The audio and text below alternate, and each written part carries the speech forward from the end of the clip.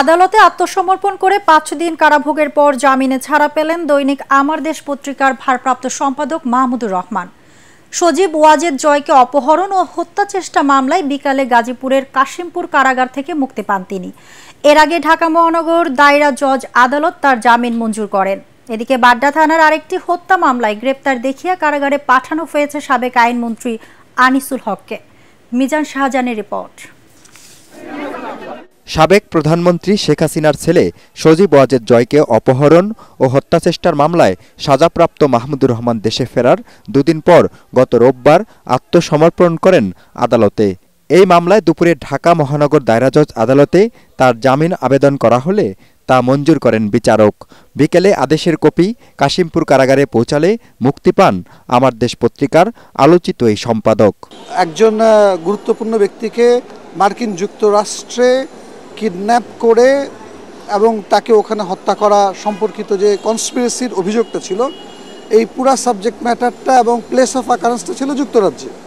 বাংলাদেশে এই মামলা হওয়ারই কথা না। মাহমুদুর রহমান যুক্তরাষ্ট্রে এই পুরো সময়টা কখনো যাননি। উনি কিভাবে কনস্পিরেসি করেছেন এই রিলেটেড কোনো এভিডেন্সও কোর্টে সাবমিট করা হয় নাই। উনি কার সাথে কনস্পিরেসি করেছেন, কখন করেছেন, কোথায় করেছেন, এমন কোনো এভিডেন্সও কোর্টে আসেনি।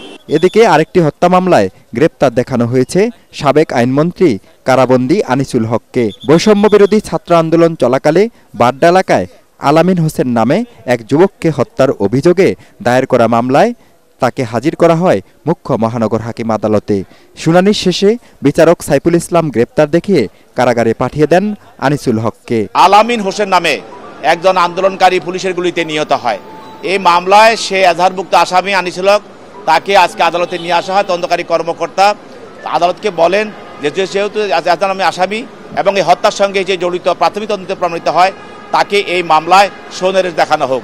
তাকে অন্য একটি মামলা থেকে রিমান্ডের পরে আজকে এই মামলা নিয়ে আসা হয় এবং এই মামলা তাকে তদন্তকারী কর্মকর্তা সৌনিবেশ প্রার্থনা করলে বিজ্ঞ আদালত মামলার গুণাগুণ উপরে ভিত্তি করে তাকে এই মামলায় গ্রেপ্তার দেখান এবং তার পক্ষে কোনো আইনজীবী আজকে কোনো জামিনে প্রার্থনা করে নাই। তদন্ত কর্মকর্তা গ্রেপ্তার দেখানোর আবেদনে বলেন, আলামিন হত্যার পরিকল্পনাকারী ও নির্দেশদাতা হিসেবে আনিসুল হক জড়িত। তদন্তের স্বার্থে ভবিষ্যতে তাকে রিমান্ডে নেওয়া দরকার হতে পারে বলেও উল্লেখ করেন তিনি। মিজান শাহজাহান, এটিএন বাংলা, ঢাকা।